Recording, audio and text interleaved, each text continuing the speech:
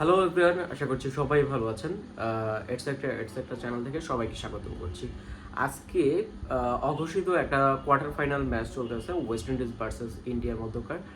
তো প্রথম ইনিংস আমরা অলরেডি দেখে ফেলেছি। প্রথম ইনিংসে ওয়েস্ট ইন্ডিজ 195 রান করেছে এবং মোটামুটি শুরুটা তাদের স্মুথ ছিল, যদিও রানের গড়টা একটু কম ছিল। ইডেন গার্ডেন্সের অ্যাভারেজ রান অনুসারে আমার মনে হচ্ছিল যে একটু স্লো হয়েছে এবং মাঝামাঝি সময়তে যখন হেটমায়ার খুব ভালো খেলছিল, এই সময়ে একদম টার্নিং পয়েন্টে আপনার বুমরা এসে বুম করে দুইটা উইকেট নিয়ে গেল এবং ওয়েস্ট ইন্ডিজকে আর একটু চেপে ধরলো। বলতে গেলে যে ওই সময়টায় যদি হেটমায়ার থেকে যেত এবং চেজ ভালো রান করছিল, সেও যদি সেই সময় থেকে যেত, তাহলে আমার মনে হচ্ছে যে স্কোরটা 220+ হয়ে যেতে পারতো। কিন্তু ওই সময়টা হেটমায়ার আউট হওয়াতে রানটা কিছুটা কমে যায়। তারপর রাবম্যান পাওয়াল আসে এবং ওইদিকে হোল্ডার ব্যাট করতে থাকে এবং তাদের মধ্যে ভালো একটা জুটিও হয়।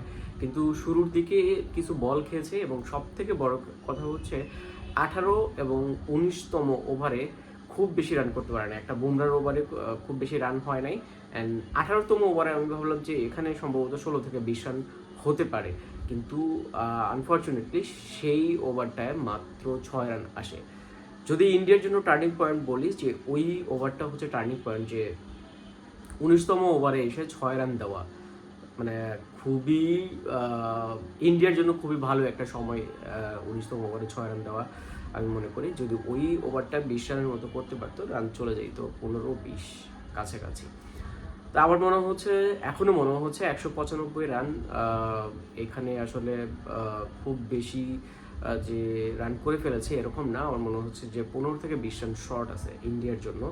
যদি ওই 220 রান করতে পারতো, তাহলে মোটামুটি একটা উইনের কাতারে ওয়েস্ট ইন্ডিজকে রাখতে পারতাম। আমরা যদি একটু অ্যানালাইসিসে যাই, India versus West India versus West ইন্ডিজের ম্যাচ, টি-20 ম্যাচের সাম্প্রতিক যে রেজাল্ট, সেটা যদি আমরা দেখি তাহলে দেখব যে ইন্ডিয়া এবং ওয়েস্ট ইন্ডিজের সর্বমোট 30টি ম্যাচ হয়েছে রিসেন্ট টাইমে। এই 30টি ম্যাচের মধ্যে ইন্ডিয়া জিতেছে 20টি, আর 9টা হচ্ছে ইন্ডিয়া 19টি ম্যাচ জিতেছে, 10টা হচ্ছে ওয়েস্ট ইন্ডিজ এবং একটা নো রেজাল্ট ছিল। সুতরাং বলা যায় এখান থেকে ইন্ডিয়া এগিয়ে আছে। তবে আমরা আরেকটু বিচার বিশ্লেষণ যদি আমরা করি, তো সেক্ষেত্রে আমরা দেখব যে কলকাতার ইডেন গার্ডেন্সের অ্যাভারেজ রান স্কোর বর্তমান সময়ে, সাম্প্রতিক সময়ে 23, 24 এবং 25 সালের দিকে ইডেন গার্ডেন্সের যে উইকেট, তাতে দেখা যাচ্ছে যে অ্যাভারেজ 200, এই পিচের অ্যাভারেজ 200। এবং অন্যান্য সময় যদিও একটু কম বেশি ছিল, বাট 24-25 থেকে তাদের পিচের যে গ্রোয়িং, তাতে দেখা যাচ্ছে প্রায় 200 রান হচ্ছে অ্যাভারেজ। সো সেখানে 195 রান একটু কম মনে হচ্ছে, যে আমি যেটা বলছিলাম যে 15-20 রান একটু কম মনে হচ্ছে। আর আরেকটা বিষয়ে লক্ষণীয় যে আমরা ফার্স্ট ইনিংস এবং সেকেন্ড ইনিংসে উইনিং রেট কীরকম। ফার্স্ট ইনিংসে যারা ব্যাট করে তাদের উইনিং রেট হচ্ছে 43.4%, এবং সেকেন্ড যারা ব্যাট করে তারা 54.7%। অর্থাৎ এখানটায়ও ইন্ডিয়াকে আমরা এগিয়ে রাখছি, যেহেতু সেকেন্ড ইনিংসে ব্যাটিংয়ে একটু হইলেও বাড়তি সুবিধা পাচ্ছে। বা আমার মনে হয় যে সিমিলার আসলে একটা সুবিধা পাওয়া। সো সেকেন্ড ইনিংসে যারা ব্যাট করে তারা ওই টার্গেটটাকে মাথায় রেখে ব্যাট করতে পারে, যার কারণে ভালো একটা পজিশনে যেতে পারে।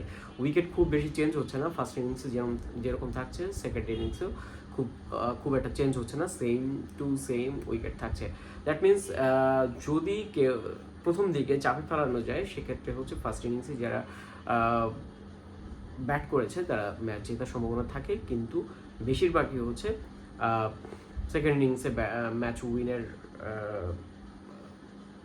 অ্যাভারেজটা বেশি।